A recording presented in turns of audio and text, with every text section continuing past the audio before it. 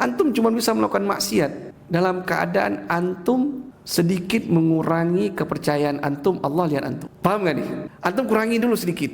Allah melihat saya, baru kemudian merokok dia. Karena kalau dia yakin betul Allah lihat dia, malu gak? Allah lihat. Allah lihat nih, lihat. Taruh itu rokok itu. Makanya dikatakan dalam hadis, la yu'minu zani hina yazni, wa la yu'minu sariq hina yasriq. Tidak beriman pezina, mohon maaf ya, tatkala dia sedang berzina.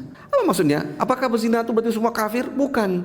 Orang dia cuma bisa bermaksiat tadi, dia harus mengurangi sesuatu dari kesempurnaan tauhid yang mungkin dia sudah miliki, baru kemudian dia mampu untuk bermaksiat. Dia harus kurangi kepercayaan dia.